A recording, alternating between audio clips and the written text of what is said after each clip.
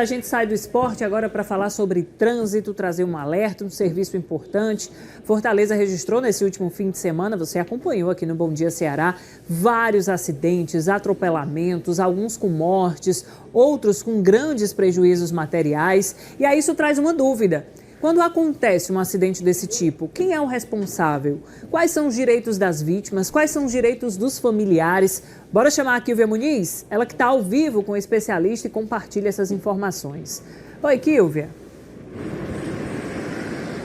Oi, Carla, super importante a gente conversar sobre isso, porque ninguém quer passar por um acidente e precisar dessas informações. Mas na hora que acontece, quem que tem cabeça, principalmente se você está diretamente envolvido nesse acidente? Agora é importantíssimo, porque esses primeiros momentos são fundamentais para se decidir os próximos passos. Então, de repente, você pode ser o parente que chega com as informações e dá essa orientação, ou se você acabar sendo a vítima, também saber como proceder. Para a gente entender, convidamos o especialista, a gente já está aqui com ele, Diego Nobre, que vai nos ajudar a entender. Diego, a gente teve muitos acidentes fim de semana, inclusive com explosão, envolvendo moto, caminhão, carro. E a primeira pergunta é, aconteceu um acidente, estamos falando de acidentes em que ninguém morreu inicialmente, muitos prejuízos materiais, o que fazer? Bom dia para você. Bom dia. O primeiro ponto que o motorista que se envolveu em um acidente, um sinistro de trânsito, melhor dizer, ele precisa produzir as provas daquele local.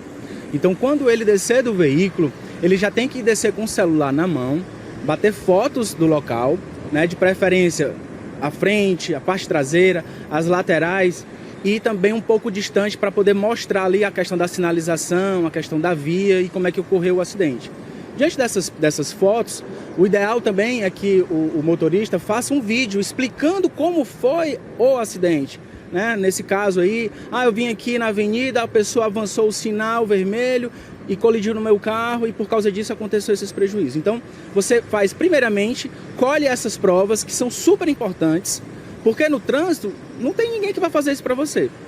Né? Às vezes você consegue uma filmagem de um comércio local, uma testemunha que passou pelo local, mas o que vai salvar o teu direito são as provas que você vai ter que coletar naquele local, naquele momento. Então, a recomendação é, colhe as suas provas, não arrume confusão, tente negociar amigavelmente, pegue os documentos do outro motorista. Se ele não quiser dar, se ele tiver com raiva, se ele tiver não querendo fazer nenhum acordo, aí sim, você pode pegar a placa do veículo e se dirigir a uma delegacia para fazer um boletim de ocorrência e aí sim entrar na justiça para ir atrás dos seus direitos. Diego, a gente teve no Montese no fim de semana, aqui também nesse cruzamento, vários acidentes. No Montese, o homem briga de trânsito, bateu ali na moto do outro, arrastou a moto, bateu no caminhão parado, provocou uma explosão, 3 veículos destruídos, gente ferida. E aí eu pergunto, quem paga essa conta? Quem paga essa conta é o causador do acidente.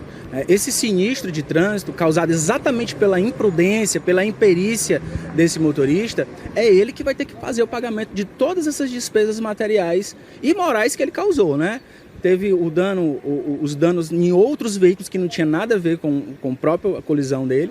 Então, quem tem que arcar com esse prejuízo é o causador. Só que quem tem que buscar esses prejuízos, né, para essa reparação, é a vítima. Ela tem que colher essas provas que a gente acabou de falar agora, fotos, vídeos, testemunhas, sinalização local e procurar os seus direitos na justiça, porque lá ela vai conseguir reaver todos os prejuízos. Nesse caso do Montese, ficou muito claro quem era o causador, que inclusive foi preso, já foi solto. Mas nesse cruzamento onde nós estamos, na Oswaldo Cruz, com a Padre Antônio Tomás aqui no bairro Aldeota, aconteceu um caso no sábado, a moto vinha na madrugada, passou na sua mão, sinal verde, veio um carro no sinal vermelho, bateu nesse motociclista, a gente trouxe aqui também no Bom Dia Ceará, e fugiu. O motociclista não, claro, estava sozinho, caído, teve o prejuízo da moto, prejuízo físico, ficou machucado, não viu quem cometeu. Qual é a orientação no caso como esse? Primeira coisa é ver se no local existia câmeras de fiscalização, seja da prefeitura ou câmeras de comércios locais, verificar se tinha testemunha no local, né? E também, em alguns casos, você pode solicitar a própria polícia pela câmera de vídeo monitoramento, explicar o ocorrido no dia e a própria polícia verificar ao redor se aquele veículo passou por ali e eles conseguirem pegar a placa. A recomendação é essa aqui, você tem que procurar o causador e para isso você tem esses mecanismos de câmeras ao redor. Diego, a gente está falando de casos de prejuízos materiais. E quando vai além? Prejuízo físico, a pessoa morreu, houve vítimas. Qual o direito desses familiares? Aquele motorista que veio a óbito diante de um sinistro de trânsito, a família ela tem que procurar a justiça, né? E nessa justiça, o que é que eles vão pedir? Eles vão pedir basicamente 3 coisas. Eles vão pedir o ressarcimento do prejuízo do funeral, que realmente é muito caro. Eles vão pedir aí, se tiver alguém dependente dessa vítima, eles vão pedir uma pensão por morte, né? Até aquela criança, por exemplo, filho daquela vítima, até completar maioridade penal, né, digamos assim. E também tem a questão dos danos, do dano moral, né, da família ter perdido um ente querido. Então a família ela entra para pedir essas 3 coisas e dependendo das provas, dependendo do que realmente for juntado nos autos, ela vai sim obter esses benefícios.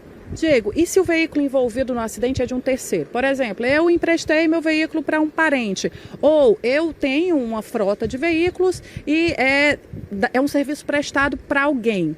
Esse empresário, dono do veículo, ou essa pessoa mesmo, comum, né, pessoa física que emprestou, também pode ser responsabilizado num processo? Excelente pergunta, Kilvia.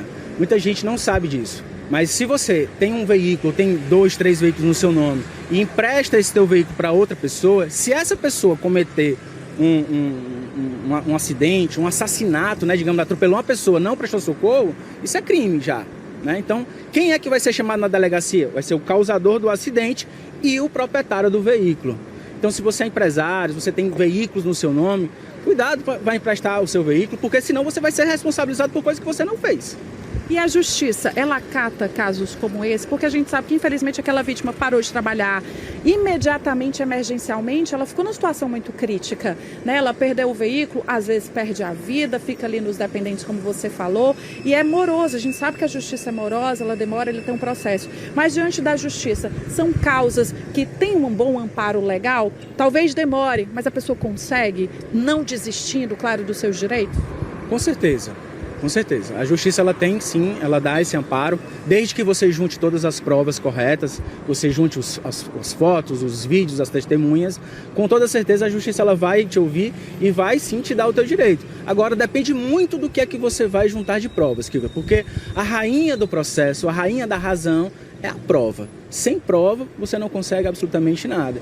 Mas a justiça, para esses casos, ela age muito rapidamente. Porque a maioria dessas ações são tramitadas em juizado especial. Juizado especial ele é relativamente mais simples do que a justiça comum.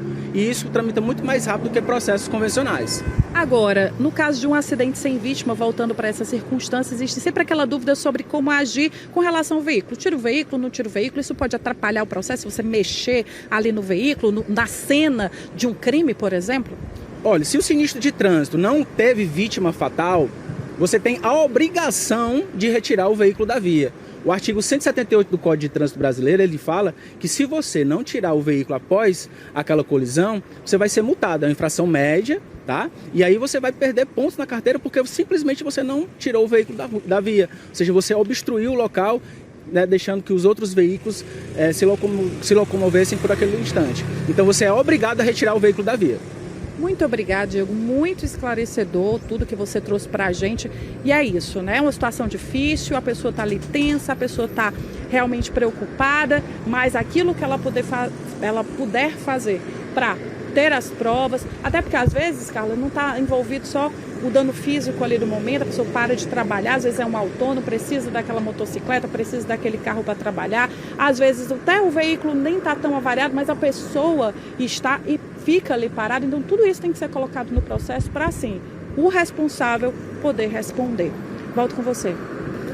Kilvia Muniz, uma verdadeira aula, minha amiga. Obrigada também ao especialista que trouxe aí os detalhes. Lembrar que logo